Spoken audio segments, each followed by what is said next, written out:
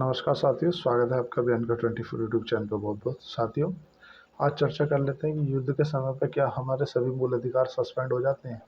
देखो साथियों, अगर युद्ध कभी होता है, अगर भगवान ना करे ऐसा हो, अगर युद्ध जैसी सिचुएशन बन जाती है, तो आपको इसके बारे में इंफॉर्मेशन होना बहुत आवश्यक है कि क्या युद्ध के समय पर हमारे पास में फंडामेंटल राइट होते हैं। सबसे पहले मूल अधिकार समझ लेते हैं। मूल अधिकार क्या होते हैं? मूल अधिकार वे अधिकार होते हैं जिनका हमें फंडामेंटल राइट होता है कि भाई इसके लिए हम सुप्रीम कोर्ट जा सकते हैं अगर उसके लिए हमें कोई प्रताड़ित करता है तो। जैसे समझ लेते हैं, पहला है right to equity, right to equality. मतलब किसी भी व्यक्ति को धर्म के आधार पे, लिंग के आधार पे, जात पात के आधार पे उसके साथ भेदभाव नहीं किया जा सकता। अगर उसके साथ में किसी पर्टिकुलर क्षेत्र के अधिकार पे कोई लड़का है, पुरुष है, तो उत्तर प्रदेश का है तो महाराष्ट्र का है, इस तरह से बर्ताव करता है तो वो अपने इस चीज़ को लेकर सुप्रीम कोर्ट जा सकता है कि मेरे मूल अधिकार का उल्लंघन हो रहा है। दूसरा है राइट टू फ्रीडम। प्रत्येक व्यक्ति को स्वतंत्रता का अधिकार है, अपनी अभिव्यक्ति की आज़ादी का अधिकार है। मैं हो सकता है किसी पर्टिकुलर संस्था के प्रति ज़्यादा भाव रखता हूँ, उसके प्रति मैं कुछ बोल सकता हूँ, संगठन बना सकता हूँ, आंदोलन कर सकता हूँ, है ना, किसी के लिए कुछ बोल सकता हूँ। वो क्या है? Right to freedom. वो हमारा दूसरा मूल अधिकार है। तीसरा अगर मूल अधिकार करें हम, राइट टू एक्सक्लूशन। मतलब अगर कोई हमें दबाव डाल रहा है, हमें परेशान कर रहा है, हमारे ऊपर कोई प्रेशर डाल रहा है, तो उसके लिए हम फंडामेंटल राइट का हमारा उल्लंघन कर रहा है, उसके लिए हम सुप्रीम कोर्ट जा सकते हैं कि भाई ये मेरे के ऊपर अत्याचार कर रहा था और ये मेरे जो फंडामेंटल राइट का उल्लंघन हो रहा है, तो इसलिए मैं सुप्रीम कोर्ट से इसकी दरखास्त चाहता हूँ। दूसरा क्या, चौथा फंडामेंटल राइट है हमारा कि भाई राइट टू फ्रीडम और religion. Right to freedom of religion कि हर व्यक्ति को आज़ादी है कि वो ईसाई धर्म को माने, चाहे वो हिंदू धर्म को माने, चाहे वो मुस्लिम धर्म को माने। इस ये हमें जो धर्म के स्वतंत्रता का अधिकार देता है, फंडामेंटल राइट टू रिलीजन। तो ये चौथा अधिकार, इससे हम अपने धर्म के प्रति प्रचार कर सकते हैं, प्रसार कर सकते हैं, या कोई भी मतलब रैली कर सकते हैं, है ना। ये हमें जो चौथा फंडामेंटल राइट है। पांचवा है कि भाई कास्ट एंड रिलीजन राइट, कि किसी भी व्यक्ति को अपनी संस्कृति शिक्षा को लेकर के, मतलब उसको एजुकेशन को लेकर अपना राइट है कि भाई प्रत्येक व्यक्ति को शिक्षा का एक मूल अधिकार है, उसको शिक्षित रहने का। दूसरा क्या, कि अगर बात करें छठे फंडामेंटल राइट की, तो उसको ये अधिकार है कि वो मतलब सुप्रीम कोर्ट के पास जा सकता है हर चीज़ के लिए लेकर के। अब बात कर लेते हैं कि अगर युद्ध जैसी परिस्थिति बन जाती है तो अपने को क्या करना है। साथियों, आर्टिकल 358 का अगर उपयोग करते हुए देश के अंदर इमरजेंसी लागू हो जाती है, चाहे पाकिस्तान भारत के ऊपर हमला करे, चाहे भारत पाकिस्तान के ऊपर हमला करे, आपको दो तीन चीज़ें ध्यान रखनी है। पहली क्या, कि आपके जो राइट टू इक्विटी है, इक्वालिटी है, उसका फंडामेंटल राइट समाप्त हो जाएगा। दूसरा, स्वतंत्रता का अधिकार समाप्त हो जाता है।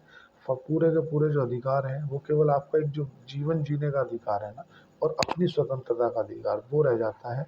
दो फंडामेंटल राइट रह जाते हैं, बाकी जो मतलब सात थे। एक तो तुम्हारा संपत्ति का अधिकार था, वो उसी तुम्हारा 44वें संविधान संशोधन के तहत वो ख़त्म कर दिया गया।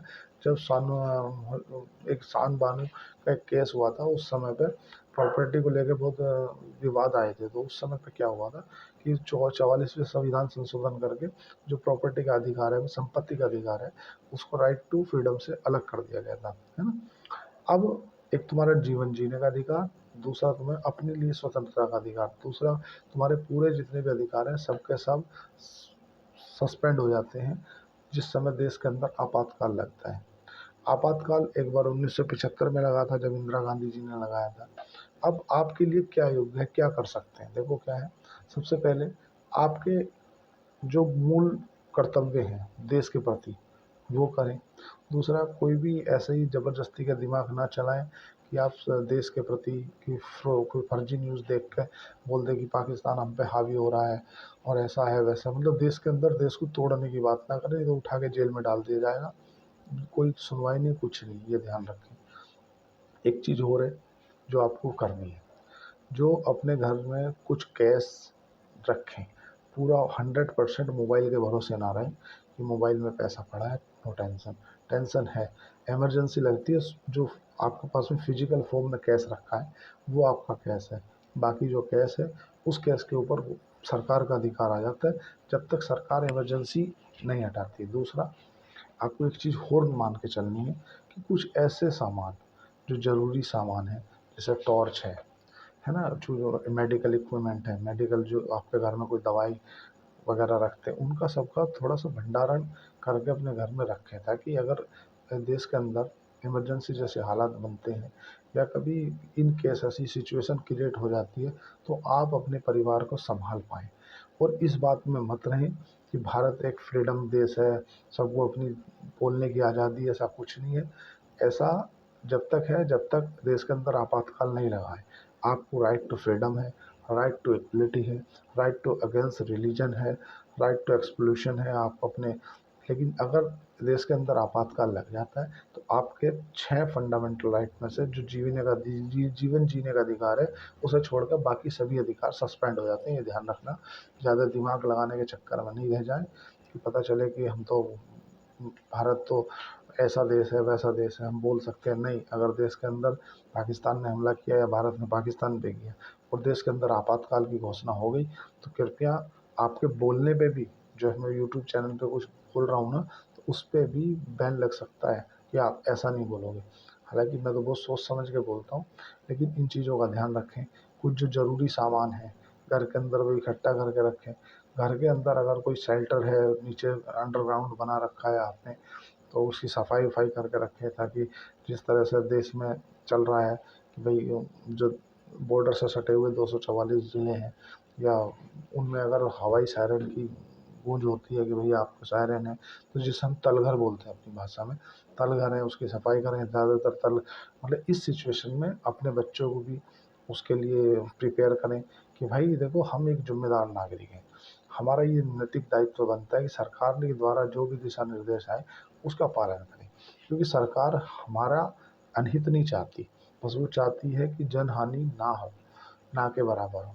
क्योंकि जब भी युद्ध होता है, युद्ध जैसे सिचुएशन में हमेशा ऐसा, मैं आपसे पहले भी कहा हूँ कि ऐसा ही क्रिएट किया जाता है कि पब्लिक को ज़्यादा से ज़्यादा क्षति हो, जिससे पब्लिक के अंदर पैनिक हो। तो सरकार पब्लिक के आगे झुकती है और किसी के आगे नहीं झुकती। और प्रत्येक व्यक्ति को ऐसा नैतिक कर्तव्य होता है उसका कि देश के प्रति, देश के जवानों के प्रति कभी भी अपना मनोबल, अपना मोराल, उनका मोराल ना गिरने दें, अपना मोराल ना गिराने दें। कभी भी किसी की भी जो फर्जी न्यूज़ चलती हैं या किसी के ट्विटर हैंडल से आती है, उस पे आप जल्द से भरोसा मत करें। क्योंकि इस सिचुएशन में जब होता है तो कई बार ऐसा देखने के लिए मिला है कि किसी के ट्विटर हैंडल को हैक करके कुछ भी लिख के कुछ भी पोस्ट कर दिया जाता है। ज़्यादातर 2-3 जो न्यूज़ चैनल हैं जो कि सरकार के, ऑल इंडिया रेडियो है, डीडी न्यूज़ है, इस तरह के जो न्यूज़ चैनल है ना, जो कि पुख्ता खबर डालते हैं और बिल्कुल सही सटीक खबर डालते हैं, उनका रेफरेंस जरूर देखें। अगर कोई आप न्यूज़ देख भी रहे हैं तो उसे एक शंका की दृष्टि से देखें कि यार इसमें कुछ ना कुछ लॉजिक तो नहीं है, कुछ लफड़ा तो नहीं है। क्योंकि जिस तरह की ये सिचुएशन बन रही है, कहीं ना कहीं भारत सरकार के जो बड़े बड़े मीडिया हाउसेस हैं या जो भी हैं, उन्हें हो सकता है उनको हैक कर लिया जाए। इस तरह की सिचुएशन बन सकती है। आपको क्या नहीं करना है, ज़बरदस्ती ज़्यादा दिमाग नहीं लगाना है, सरकार के दिए हुए दिशा निर्देश का पालन करना है। अपने आप ज़्यादा राइट टू फ्रीडम में नहीं आ जाना है कि हमारे से तो बोलना स्वतंत्रता की आज़ादी है, हम तो कहीं भी रैली कर सकते हैं, हम तो जो चाहे वो कर सकते हैं। ऐसा कुछ नहीं है।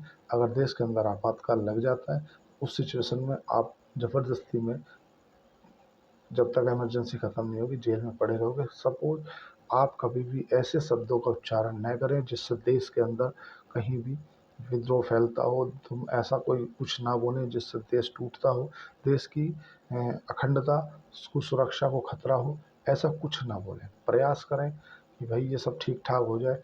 अगर ऐसी सिचुएशन बनती है तो आपके कोई भी मूल अधिकार नहीं रह जाते। देश में संपूर्ण मूल अधिकार समाप्त कर दिए जाते हैं राष्ट्रीय आपातकाल के समय पे। केवल आपका जिंदा रहने का अधिकार रहता है, दूसरा आपका स्वतंत्र रहने का अधिकार रहता है। आपको कहाँ जाना है, कहाँ नहीं जाना, ये भी वही डिसाइड करते हैं। आप क्या बोलोगे ये भी वही डिसाइड करेंगे, सरकार ही डिसाइड करेंगी जब इमरजेंसी लग जाती है। इसीलिए तो जो 1975 में इमरजेंसी लगी थी, बोला जाता है कि यार ब्लैक इमरजेंसी थी। कारण देखो जिस तरह से सर्वदलीय बैठक बुलाई गई है कल, कि सभी बैठक बड़े बड़े जो अधिकारी लोग हैं, जो CDS है तुम्हारा, या तुम्हारा रो के चीफ हैं, या IB के चीफ हैं, इन सबको बुला करके जितनी भी मीटिंगें हो रही हैं, इस और तो है कि भारत अब पहले जैसा भारत नहीं रहा। भारत पहले अगर कुछ आतंकी हमला हो जाता तो UNO की ओर देखता था, अब यूनाइटेड नेशन की ओर भारत नहीं देखता, बल्कि यूनाइटेड नेशन और 195 देश भारत की ओर देखते हैं कि यार अब भारत क्या करने वाला है। अब देखते हैं, जैसा भी कुछ होगा मैं आपको अपडेट कर दूंगा। आज के लिए इतना ही। चैनल को लाइक करें, सब्सक्राइब करें, कमेंट करें। धन्यवाद, थैंक यू।